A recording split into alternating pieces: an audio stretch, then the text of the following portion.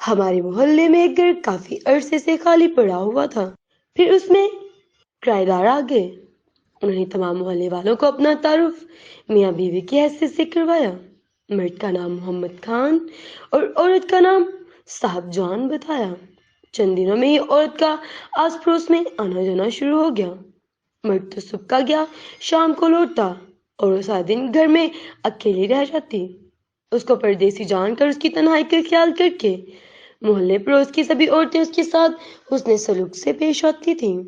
ہماری اماں کو صاحب جان کی تنہائی کا بڑا احساس تھا۔ کہتی تھی کہ بیچاری کے گھر میں کوئی بچہ بھی نہیں کہ اس کا جی بہل جائے، جبکہ وہ خود بچوں سے بے حد پیار کرتی تھی۔ ہر کسی کا بچہ دیکھ کر خوش ہوتی تھی، اور یہ بات تھی تبھی جب بھی صاحب جان کسی کا بچہ دیکھتی تو اس کی آنکھوں میں ایک عجیب سی چمک آ جاتی تھی۔ صاحب جان زیادہ باتونی نہیں تھی، وہ بظاہر بڑی پرسکون اور تین دکھائی دیتی تھی، لیکن اس کا چہرہ دیکھ کر یوں محسوس ہوتا تھا جیسے کہ اس کے اندر طوفان بلاخیز چھپا ہو۔ جب بھی وہ بات کرتی یہ ضرور کہتی، مجھ کو تو ہمیشہ بھرے کنبے میں رہنے کی عادت تھی، اب اکیلا گھر کاٹنے کو دوڑتا ہے۔ اگر آپ لوگوں کا سہارا نہ ہوتا تو نہ جانے میرا کیا حال ہوتا۔ میری اماں جان اور بھابھی جان کو صاحب جان سے ہمدردی ہو گئی تھی، اکثر اپنے گھر کے بچوں کو اس کے پاس بھیج دیا کرتی تھی تاکہ اس بیچاری کا دل لگا رہے۔ صاحب جان کے گھر کی دیوار ہماری دیوار سے ملی ہوئی تھی، اس لیے اس کا سب سے زیادہ رابطہ ہم سے ہی رہتا تھا۔ اس کو یہاں آئے 2 ماہ ہو گئے تھے، مگر وہ ہم دونوں سے اتنی زیادہ گھل مل گئی تھی، ایسا لگتا تھا کہ ہمارے گھر کی فرد ہے اور برسوں سے یہاں رہ رہی ہو۔ ایک بات عجیب تھی، جس قدر صاحب جان ملنسار اور محبت کرنے والی تھی، اس کا شوہر اس کے بالکل برعکس تھا۔ وہ بہت کم کسی سے ملتا تھا اور بات چیت بھی کم کرتا تھا۔ صاحب جان کہتی تھی اپنی اپنی طبیعت ہے، اس کی عادت ایسی ہی ہے۔ محمد خان تنہائی پسند ہے، جبکہ میں ایسی نہیں، اگر کوئی بات کرنے والا نہ ہو تو میرا دم گھٹنے لگتا ہے۔ صاحب جان کو ہمارے محلے میں آئے اب 3 ماہ گزر گئے تھے۔ ایک دن اس نے کہا، کام کے سلسلے میں میرا شوہر میرپور جا رہا ہے۔ اماں کہنے لگی، تو پھر تم کیوں فکر کرتی ہو؟ ہم لوگ جو تمہارے پاس ہیں، وہ جاتا ہے تو اس کو جانے دو، مرد تو کام کاج کے سلسلے میں جاتے ہیں۔ کہو تو رات میں تمہارے پاس آ کر سو جایا کروں گی۔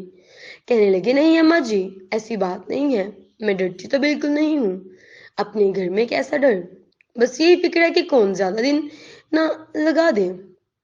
ہمارے گھر کے ساتھ والے گھر میں ردیم صاحب تھے، ان کی ایک ہی بچی تھی جس کی عمر 18 سال ہو گئی، بڑی پیاری اور لاڈلی تھی۔ اکلوتی ہونے کی وجہ سے گھر والے اس کی ہر خواہش پوری کرنے کی کوشش کرتے تھے۔ صاحب جان نے اس بچی سے بہت پیار بڑھا لیا تھا، جس کی وجہ سے سمرینا ہر وقت ہی چاہتی تھی کہ وہ صاحب جان کے پاس رہا کرے۔ تھوڑی تھوڑی دیر بعد اس کے گھر جا گھستی اور بڑی مشکل سے واپس آتی تھی۔ صاحب جان کو اس کی کھلاتی پلاتی اس کے ساتھ بچوں کی طرح کھیلتی اور اس کا بڑا خیال رکھتی تھی۔ یہی وجہ تھی کہ سمرینا بھی زیادہ تر صاحب جان کے پاس رہنا پسند کرتی تھی۔ سمرینا اور میری بھتیجی سائمہ دونوں ہم عمر تھیں، ایک ساتھ اسکول جاتی تھی اور ایک ہی کلاس میں پڑھتی تھی، اور دونوں آپس میں اچھی دوست بھی تھیں۔ جب بھی سمرینا صاحب جان کے ہاں یہاں جاتی تو سائمہ کو بھی بلا کر لے جاتی، دونوں اس کے گھر میں بیٹھی گھنٹوں گڑیا سے کھیلتی رہتی۔ کبھی بھابھی کچھ کہتی تو اماں جان انہیں سمجھا بجھا دیتی کہ دلہن رہنے دو صاحب، بیچاری ہے، بے اولاد ہے، ان بچیوں کے جانے سے ان کے گھر میں رونق ہو جاتی ہے، اس کا جی بہل جاتا ہے، بہت پیار کرتی ہے وہ ان کو، تم یوں بار بار سائمہ کو آواز نہ دیا کرو، اس کا جی برا ہو جائے گا۔ محمد خان کو 1 ہفتہ ہو گیا تھا، وہ 3 دن کا کہہ کر گیا تھا اور ابھی تک نہیں لوٹا تھا۔ صاحب جان بڑی فکر مند ہو رہی تھی۔ پھر ہفتہ اور گزر گیا، نہ اس نے کوئی خط بھیجا اور نہ اطلاع ہی بھیجی۔ صاحب جان نے بے حد اداس اور پریشان نظر آتی تھی۔ اماں سے کہنے لگی کہ 2 4 دن اور دیکھوں گی، اس کے بعد میں خود ہی میرپور چلی جاؤں گی، پتا تو کروں کیا بات ہے۔ صاحب جان سے محلے کے سارے بچے مانوس تھے، مگر سمرینا اور سائمہ کی تو بات ہی کچھ اور تھی، وہ ان پر جان چھڑکتی تھی۔ جس روز صاحب جان کے کسی کو پتہ نہ چلا، کیونکہ اس کے گھر کا دروازہ کھلا ہوا تھا، اس روز اسکول میں چھٹی کا دن تھا۔ ناشتہ کرتے ہی سمرینا ہمارے گھر آ گئی اور سائمہ کو لے کر وہ صاحب جان کے گھر چلی گئی۔ یہ روز کا معمول تھا، اس بات کا کسی نے نوٹس نہ لیا، لیکن خیریت کی بات یہ تھی کہ سمرینا اور سائمہ کے ساتھ صاحب جان کو کسی نے گھر سے نکلتے یا کہیں جاتے نہیں دیکھا تھا۔ دوپہر تک ہم نے دونوں بچیوں کی خبر نہ لی۔ جب دوپہر ڈل گئی تو بھابھی نے میرے چھوٹے بھائی سے کہا، احمد جاؤ سائمہ کو جا کر لے آؤ، صبح کی گئی ہوئی ابھی تک نہیں لوٹی۔ صاحب جان سے کہنا اب اس کو گھر بھیج دو، اس نے شام کو قاعدہ پڑھنا ہے۔ احمد نے آ کر بتایا کہ صاحب جان کا گھر کھلا ہے اور گھر میں کوئی نہیں۔ بھابھی سمجھی کہ وہ بچیوں کو ساتھ لے کر کسی پڑوس کے گھر میں جا بیٹھی ہے۔ انہوں نے دھیان نہ دیا کیونکہ یہ تو ان کے یا ہمارے کسی بھی وہم و گمان میں نہیں تھا کہ وہ بچیوں کو لے کر غائب ہو گئی ہے۔ شام ہو گئی تو بھابھی نے پھر کہا، ارے اب تو جا کر اس کو لے آؤ، بچی رات کے وقت پرائے گھر میں رہتی ہے تو کوئی اچھی بات نہیں۔ اماں نے بھی محسوس کیا کہ آج سائمہ غیر معمولی حد تک گھر سے باہر رہی ہے۔ وہ خود برقع پہن کر صاحب جان کے گھر چلی گئی تاکہ جا کر پوتی کو لے آئیں۔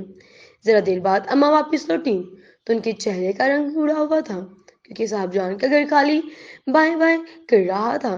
وہاں نہ عورت تھی نہ بچیاں تھیں۔ سمرینا کی ماں بھی ہمارے گھر میں بیٹھی تھی کہ سمرینا صبح سے صاحب جان کے پاس تھی مگر اب وہاں کوئی نہیں ہے۔ بیگم ندیم پریشان ہو کر ہمارے پاس آ گئی تھی۔ تمام محلے میں دیکھ لیا، تینوں کا کچھ پتہ نہ تھا۔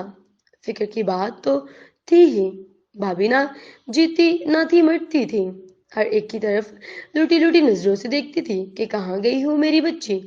یہی حال سمرینا کی امی کا بھی تھا۔ وہ بیچاری تو بھابھی سے بھی زیادہ بے حال نظر آئی تھی۔ اس کی اکلوتی بچی ہی اس کے کل کائنات تھی۔ محلے کی سب بچیوں سے پوچھا، ایک نے بتایا کہ سمرینا اور سائمہ تو خالہ صاحب جان کے ساتھ صبح کہیں جا رہی تھی۔ سمرینا نے مجھے کہا تھا کہ ہم انکل خان کو لینے میرپور جا رہے ہیں، کل واپس آ جائیں گے، مگر تم کسی کو نہ بتانا، امی ہم کو میرپور نہیں جانے دے گی۔ سارے محلے والے جمع ہو گئے۔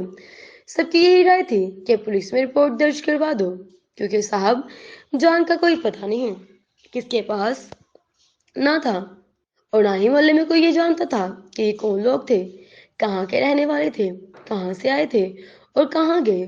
اور پولیس میں رپورٹ درج کر دی گئی۔ اپنے طور پر بھی دونوں بچیوں کو بہت ڈھونڈا۔ ندیم صاحب کے اور ہمارے گھر میں ایک جیسا ماتم برپا تھا۔ پوچھتے پوچھتے ایک پان کے کیبن والے تک پہنچے جس نے بتایا کہ میں نے صبح کے وقت فلاں حلے کی عورت کو دو چھوٹی بچیوں کے ہمراہ یہاں سے گزرتے دیکھا تھا۔ شاید اسٹیشن کی طرف گئی ہو کیونکہ وہ سڑک ادھر کو جاتی تھی۔ اسٹیشن پر بھاگتے دوڑتے پولیس بھی حرکت میں آئی مگر صاحب جان کو نہ ملنا تھا، نہ ملی اور ساتھ ہی ہماری دونوں بچیوں کو سراغ بھی نہ مل سکا۔ بھابھی سائمہ کو آواز دیتی تھی مگر پھر مٹھیاں بیچ لیتی تھی۔ انہیں ڈاکٹر نیند کے انجیکشن لگاتے، وہ امید سے تھی۔ بیگم ندیم کا حال تو اس سے بھی برا تھا۔ ان حالت تو ایسی تھی کہ انہیں ہاسپٹل میں داخل کروا دیا گیا۔ ملتوں وہ اپنے حواسوں میں نہ آ سکیں۔ وقت کے ساتھ ساتھ صدمہ تو سہ لیا مگر بھابھی جان نے صبر نہ آیا۔ سانس چلتی تھی مگر ہر سانس کے ساتھ آس پاس کو کبھی ان کی بیٹی نہ مل جائے۔ کسی پر اعتبار نہ کیا کرے، اپنے بچوں کا خود خیال رکھا کرے۔ اللہ حافظ۔